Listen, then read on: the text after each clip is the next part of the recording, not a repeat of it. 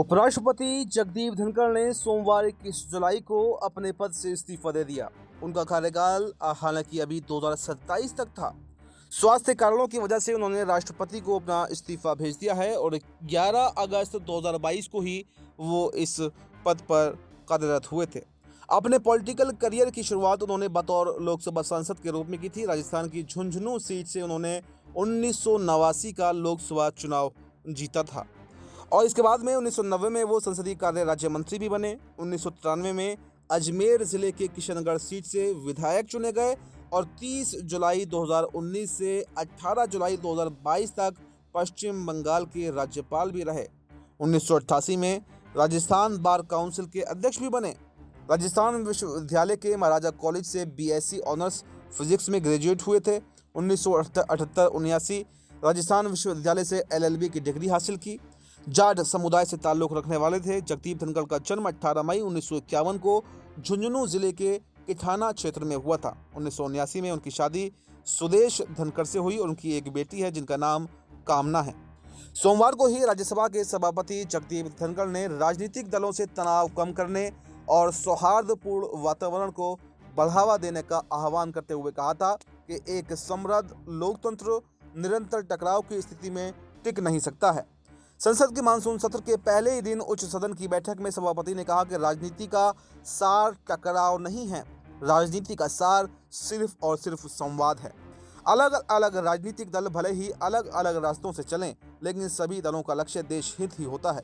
भारत में कोई भी राष्ट्र के हितों का विरोध नहीं करता है और ना ही करना चाहिए।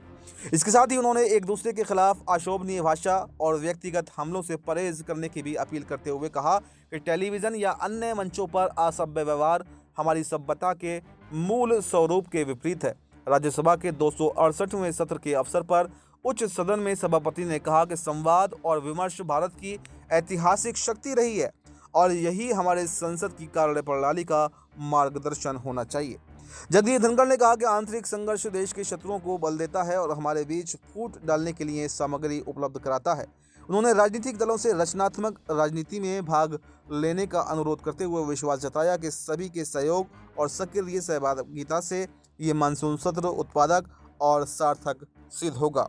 और इसी के बाद में उन्होंने पूरे दिन का कार्यकाल पूरा करने के बाद में अपने पद से इस्तीफा दे दिया, जो विपक्ष को भी हजम नहीं हो रहा है कि आखिर क्यों यहाँ पर जगदीप धनखड़ ने इस्तीफा दे दिया।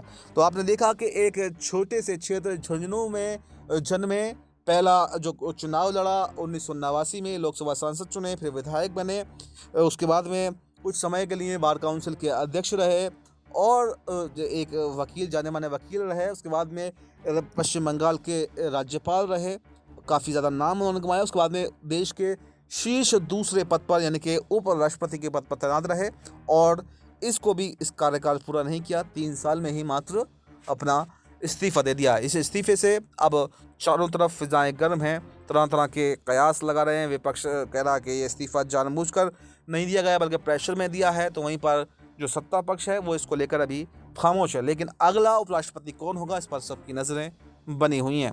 जैसे ही कोई अपडेट आएगी, पल पल की अपडेट हम आपको देते रहेंगे। तब तक जुड़े रहिए नेक्स्ट टाइम पॉलिटिकल वाइट के साथ।